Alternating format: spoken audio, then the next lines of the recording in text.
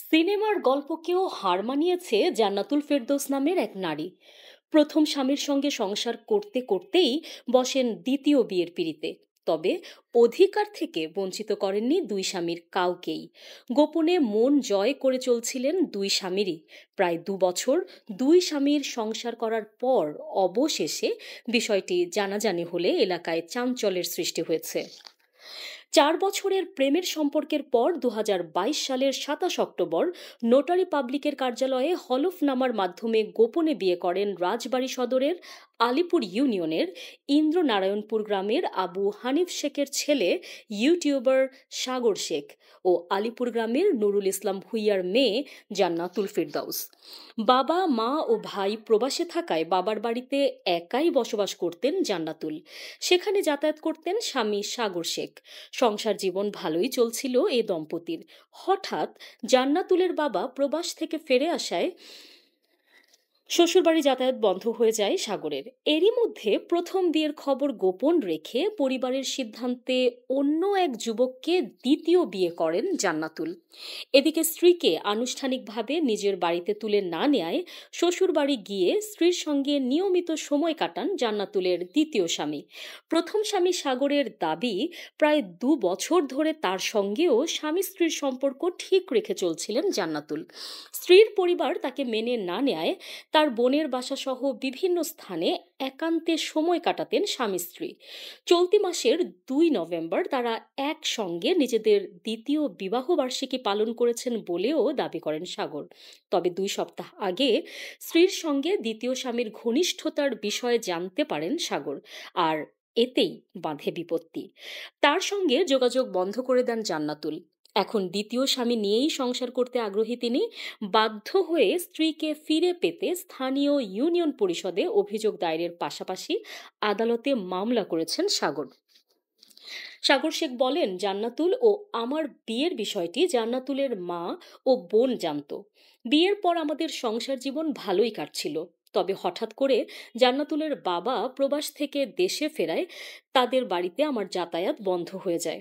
আমাদের বিয়ের ৪ মাসের মাথায় আমি ভিডিও কন্টেন্ট তৈরির কাজে কয়েকদিনের জন্য রাজবাড়ির বাইরে যাই। কাজ থেকে এসে শুনি আমার স্ত্রী জান্নাতুল অন্য এক ছেলেকে বিয়ে করেছে। আমি আমার স্ত্রীকে প্রশ্ন করলে সে বলে, পরিবারের চাপে বিয়ে করেছি, ওই ছেলের সঙ্গে আমার কোনো সম্পর্ক হয়নি। আমি তোমার স্ত্রী আছি, তোমারই থাকবো। আমার আম্মু দেশে আসলে আমি তোমার কাছে চলে আসব। সাগর বলেন, আমি জান্নাতুলদের বাড়ি যাতায়াত করতে না পারার কারণে বিভিন্ন সময়ে আমরা রাজবাড়ী শহরে আমার বোনের বাসায় ঘনিষ্ঠ সময় কাটাতাম। ওর কলেজে আনা নেয়া সহ সব কিছু আমিই করতাম। এমনকি গত নভেম্বরও আমরা আমার বোনের বাসায় আমাদের দ্বিতীয় বিবাহবার্ষিকী পালন করেছি। তবে বিবাহবার্ষিকী পালনের ২ দিন পরে আমি জানতে পারি জান্নাতুলের সঙ্গে দ্বিতীয় স্বামীর ঘনিষ্ঠ সম্পর্ক রয়েছে। ওই ছেলে নিয়মিত জান্নাতুলের বাবার বাড়িতে এসে তার সঙ্গে ঘনিষ্ঠ সময় কাটাচ্ছে। এ বিষয়ে আমি জান্নাতুলকে প্রশ্ন করলে সে আমাকে গালাগালি করে যোগাযোগ বন্ধ করে দেয়। এক পর্যায়ে সে আমার সঙ্গে সংসার করবে না বলেও জানায়। তিনি বলেন, সম্প্রতি জান্নাতুলের মা প্রবাস থেকে দেশে ফিরেছে। তিনিও এখন আমাকে মেয়ের জামাই হিসেবে অস্বীকার করছেন। অথচ তার মেয়ের সঙ্গে আমার প্রেম থেকে শুরু করে বিয়ে পর্যন্ত সব কিছুই তিনি জানতেন। এখন বাধ্য হয়ে আমি আমার স্ত্রীকে ফিরে পেতে আলিপুর ইউনিয়ন পরিষদের চেয়ারম্যানের কাছে গত ১১ নভেম্বর লিখিত অভিযোগ করেছি। এছাড়া ১৭ নভেম্বর রাজবাড়ীর বিজ্ঞ ১ নম্বর আমলি আদালতে মামলা করেছি। সাগর আরও বলেন, আমাকে ডিভোর্স না দিয়ে আমার স্ত্রী অন্য আরেকজনকে বিয়ে করে আমার সঙ্গে প্রতারণা করেছে। সে আমাকেও ম্যানেজ করে চলেছে, একইভাবে তার দ্বিতীয় স্বামীকেও ম্যানেজ করে চলেছে। এটা আইন এবং ধর্মীয় দুদিক থেকেই অপরাধ। এছাড়া আমি আমার স্ত্রীর পেছনে ২৫ থেকে ৩০ লাখ টাকা ব্যয় করেছি। তারপরও আমি আমার স্ত্রীকে ফেরত চাই। তাকে আমি আমার জীবনের চেয়েও বেশি ভালোবাসি। এদিকে বিষয়টি নিয়ে ক্যামেরার সামনে কথা বলতে রাজি হননি জান্নাতুলের দ্বিতীয় স্বামী। তবে তার দাবি, জান্নাতুলের সঙ্গে সাগরের প্রেমের সম্পর্ক ছিল বলে তিনি জানতেন। সাগরের সঙ্গে বিয়ের বিষয়টি তিনি জানতেন না। জান্নাতুলের দ্বিতীয় স্বামীর বাবা বলেন, কোনো এক সূত্রে আমার শ্বশুর জান্নাতুলদের বাড়িতে বেড়াতে গিয়ে তাকে পছন্দ করে। পরে আমি গিয়ে তার বাবার কাছে বিয়ের প্রস্তাব দিলে বিয়ের দিন ধার্য হয়। বিয়ের আগের দিন সাগর নামে এক ছেলে আমার ছেলেকে ফোন করে বলে জান্নাতুলের সঙ্গে তার প্রেমের সম্পর্ক আছে।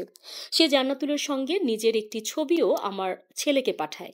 এরপর আমি ওই এলাকায় আমার আত্মীয়ের কাছে খোঁজ নিয়ে জানতে পারি জান্নাতুলের সঙ্গে সাগরের কোনো সম্পর্ক ছিল না। এছাড়া জান্নাতুলকেও আমি সরাসরি প্রশ্ন করলে সেও সম্পর্কের বিষয়টি অস্বীকার করে। পরে ঘরোয়া আয়োজনে জান্নাতুলের সঙ্গে আমার ছেলের বিয়ে হয়। এখন সাগর নামে ছেলেটি জান্নাতুলকে তার স্ত্রী হিসেবে দাবি করছে। আমি যতদূর জেনেছি সাগরের স্ত্রী ও সন্তান আছে। এখন বিষয়টি আইনগতভাবেই সমাধান হবে। আর জান্নাতুল ফেরদৌসের সঙ্গে কথা বলতে তার বাবার বাড়িতে গেলে ভেতরে ঢোকার অনুমতিই মেলেনি। বাইরে দাঁড় করিয়ে রেখে তার মা হাসিনা বেগম বলেন সাগরের সঙ্গে আমার মেয়ের বিয়ে হয়েছিল, তবে বিয়ের 2 মাসের মাথায় তাদের ডিভোর্স হয়ে যায়। আমার মেয়ে তো ছোট, বোঝে নাই, যে কারণে সে সময় ওরা ডিভোর্সের কাগজ ছিঁড়ে ফেলেছে। এর 4 থেকে 5 মাস পরে আমার মেয়ের আবার বিয়ে হয়েছে। সাগর আমার মেয়েকে চাপে ফেলে এতদিন তার সঙ্গে সময় কাটাতে বাধ্য করেছে। আলিপুর ইউনিয়ন পরিষদের ইউপি চেয়ারম্যান আবু বকর সিদ্দিক জানান সাগর ও জান্নাতুলের বিবাহ বিচ্ছেদ হলে তার নোটিশের একটি কপি ইউনিয়ন পরিষদে আসার কথা। এরকম কোনো কপি কখনো পাননি তারা। তিনি বলেন সাগর আমার ইউনিয়ন পরিষদে অভিযোগ করেছে। আমিও খোঁজ নিয়ে জানতে পেরেছি সাগর জান্নাতুলের প্রথম স্বামী। সে সাগরকে তালাক না দিয়েই বিয়ের 4 মাসের মাথায় অন্য এক ছেলেকে বিয়ে করে। প্রায় 2 বছর সে চালাকি করে 2 স্বামীর সঙ্গেই সংসার করেছে। সাগরের কাছ থেকে জান্নাতুল অনেক টাকা পয়সা খেয়েছে বলেও আমি জানতে পেরেছি। আবু বকর বলেন সাগরের অভিযোগের ভিত্তিতে আমি জান্নাতুলের বাবাকে নোটিশের মাধ্যমে ইউনিয়ন পরিষদে ডাকি। তবে নোটিশ পেয়ে তিনি তার ছোট ভাই ও তার এলাকার ইউপি সদস্য আবুল কালামকে সঙ্গে নিয়ে আমার বাড়িতে এসে বলেন আমি যেন পরিষদে বসে বিষয়টি সমাধান করে দেই। তবে এর 1 বা 2 দিন পরে তিনি জানান এ বিষয়ে তারা বসতে চান না। আইনগতভাবে তারা বিষয়টি সমাধান করতে চান। পরে আবার তারা বসতে সম্মত হলে জান্নাতুল ও তার বাবা এবং তাদের এলাকার ইউপি সদস্য আবুল কালাম সহ পরিষদের অন্য সদস্যদের নিয়ে বৃহস্পতিবার 21 নভেম্বর সন্ধ্যায় ইউনিয়ন পরিষদে বসেছিলাম। সাগরও সেখানে উপস্থিত ছিল। তবে সেখানে জান্নাতুল বলে দিয়েছে সে কোনোভাবেই সাগরের সঙ্গে ঘর সংসার করবে না। তিনি আরও বলেন আমাদের পুরুষ শাসিত সমাজে নারীরা নির্যাতিত হয়, কিন্তু ছেলেরা যে কতটুকু নির্যাতিত হয় তা এই সম্পর্কের জের দেখলেই বোঝা যায়। আমাদের সমাজে ছেলেরা আরও বেশি নির্যাতিত হচ্ছে, সেটা নীরবে নিভৃতে ছেলেরা সহ্য করে যাচ্ছে। আমি আশা করব আপনারা সাংবাদিক ভাইয়েরা বিষয়টি তুলে ধরবেন। আপনাদের সংবাদের মাধ্যমে মানুষ যাতে সচেতন হতে পারে। আজকে আমার ইউনিয়নে এমন ঘটনা ঘটেছে, আর কোনো ইউনিয়নে যেন এমন ঘটনা কোনো দিন না ঘটে।